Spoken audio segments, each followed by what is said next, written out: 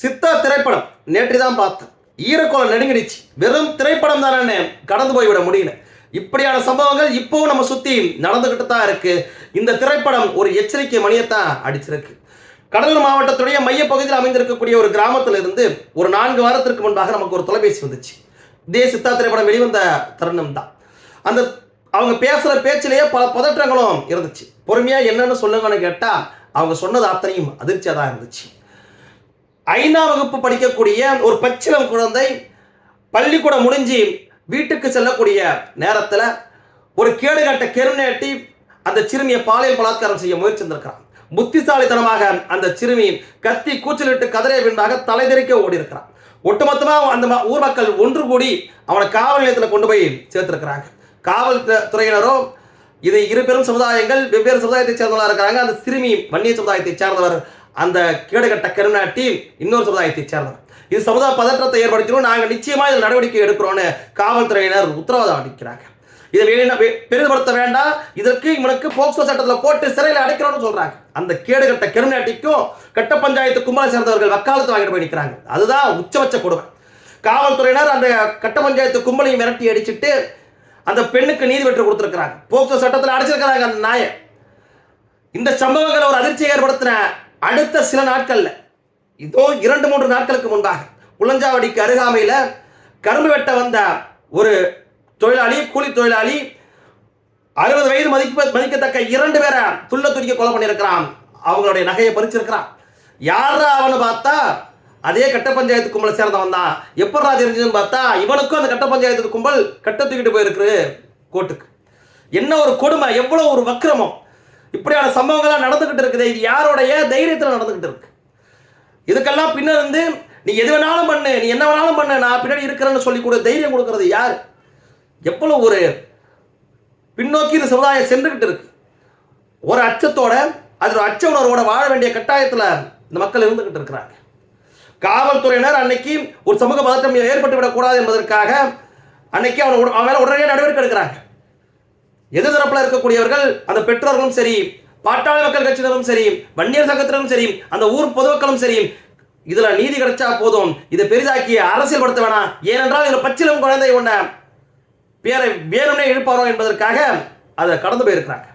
அந்த பச்சிலை பெண்மணி எவ்வளவு புத்திசாலித்தனமாக கத்தி கூச்சலிட்டு தன்னை காப்பாற்றிக் கொண்டாலும் அதே மாதிரி மற்ற பிள்ளைகளை வளர்க்க வேண்டும் என்பதுதான் இலக்கா இருந்துச்சு. ஆனா இது வெவ்வேறு மாதிரி நடந்துருந்துச்சுன்னா அவனை இதை வச்சு அரசியல் பிழைப்பு நடத்திருப்பான். இதுதான் அங்க நடந்திருக்கக்கூடிய சம்பவமா இருந்து வந்திருக்கும். அவளுக்கு எதை வேணாலும் வச்சு அரசியல் பிழைப்பு நடத்தணும், அவ்வளவுதான். அதை மட்டும் தவிர்த்து வேற எதுவும் கிடையாது. இதை ஏதோ ஒன்று கடந்து போயிட முடியாது. நீ ஒரு தடவையே முளையில கிள்ளி அடிஞ்சிடப்பா, நீ எது பண்ணாலும் அது சரிதான், நீ எது பண்ணாலும் நான் இருக்கிறேன் உனக்கு கூட அப்படின்னு சொல்லி தைரியம் கொடுத்தா அவன் என்ன வேணாலும் பண்றதுக்கு தயாராக தானே இருப்பான். எவனுக்கும் அந்த மாதிரியான தைரியம் மனசுக்குள்ளார வராது. நம்ம என்ன சொன்னாலும் பின்னர் இருந்து ஆமா கொட்டுறதுக்கு ஒரு கூட்டம் இருக்கு, அதுக்கு ஒரு தலைவர் இருக்கான், அதுக்கு வக்காலத்து வாங்கிட்டு வரதுக்கு ஒரு கூட்டம் இருக்கு என்பதை புரிஞ்சுக்கிட்டு தான் அவங்களாம் அப்படி செயலை பண்றாங்க. காவல்துறையினர் எதில் நான் பல மாற்று கருத்து இருக்குங்க. காவல்துறை மேலே எனக்கு பல கோபங்களுமே கூட இருக்கலாம். ஆனால் அந்த விஷயத்தில் நியாயமாக தான் வீட்டில் ஒரு பெண் பிள்ளை இருக்கும் என்பதை உணர்ந்து அந்த நடவடிக்கை எடுத்தாங்க. அது பாராட்டுக்குரிய விஷயம். இன்னைக்கு குழந்தைவாடியில் இருந்தவன் மாவகட்டு போட்டு ஜெயிலில் இருக்கிறான். ஒரு 60 வயது மதிக்கத்தக்க பெண்மணி கொலை செய்யப்பட்டிருக்கிறாங்க. கைத்தறுக்கப்பட்டு செயின் அறுக்கப்பட்டு கொலை செய்யப்பட்டிருக்காங்க. சமட்டி குப்பம் கிராமத்தில். சமட்டி குப்பம் எல்லாருக்கும் தெரிஞ்ச ஒரு கிராமம் தான். அந்த கிராமத்தில் எல்லாம் பதறி போய் பதற்றத்தில் அந்த ஊரே ஒரு அதிர்ச்சியில் இருக்கிறாங்க. அடுத்த 2 நாட்களில் பொன்னங்குப்பத்தில், கம்பிப்பட்ட பக்கத்தில் இருக்கிற பொன்னங்குப்பம், குறிஞ்சிப்பாடி சட்டமன்ற தொகுதிக்கு உட்பட்ட பகுதி தான் எல்லாமே ஒரே ஸ்டேஷன், குறிஞ்சிப்பாடி ஸ்டேஷனுக்குள்ளார இருக்கிற பகுதி. அங்கே இது மாதிரி சம்பவங்கள் நடக்குது. அதிர்ச்சி பத்திக்கிட்டு போகுது.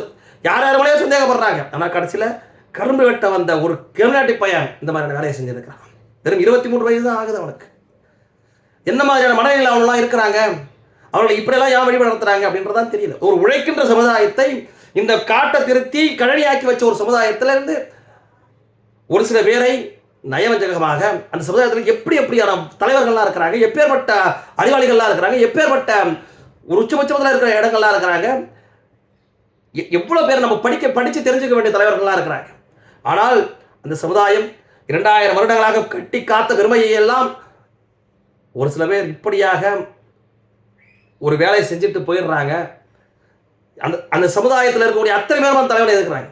காரணம், இந்த பெருமை மிகுந்த சமுதாயத்தை இப்படி வழி நடத்திட்டானே அப்படின்ற கோபம் இருக்கு, அப்படியான ஆத்திரம் இருக்கு அவங்களுக்குள்ள. இதை எல்லோரும் புரிந்து கொண்டு நம்ம பாதுகாத்துக்க வேண்டும். உண்மையாலுமே அந்த 10 வயது சிறுமியை நாளாக நடந்த பாராட்டு விழா நடத்தியிருந்திருக்கணும். எவ்வளோ ஒரு புத்திசாலித்தனமாக தன்னை தற்காத்து கொண்டாள். ஆனால் அதை கூட வெளியில் சொல்ல முடியல, அதை கூட வெளியில் சொல்லிக்க முடியாது. அது யாரும் நம்ம அடையாளப்படுத்தக்கூடாது. அந்த ஊர் என்ன, அந்த அவங்க நடந்த சம்பவம் என்ன, எதுவும் தெரிவிக்கக்கூடாது. இது தர்மம். ஆனால் அவங்களுக்கு எந்த தர்மமும் கிடையாது. அந்த கட்சிக்காரங்களுக்கும் அந்த கூட்டத்துக்கும் எந்த தர்மமும் கிடையாது. என்ன வேணாலும் பண்ணிக்க, என்ன குட்டிச்சாரானாலும் பண்ணிக்க. நாம் நம்மை பாதுகாத்துக் கொள்ள வேண்டிய இடத்தில் இருக்கின்றோம். நாம் எதிரியை புறந்தள்ள வேண்டிய இடத்தில் இருக்கின்றோம். நாம் எதிரியை யார் என்று தெரிந்து அடையாளப்படுத்த வேண்டிய இடத்துல இருக்கிறோம். தோல்வியை பரிசீலித்தால் அவர்களாகவே பின்னோக்கி சென்று விடுவார்கள். பெண் பிள்ளைகளை பாதுகாப்பாக வளருங்கள். நன்றி.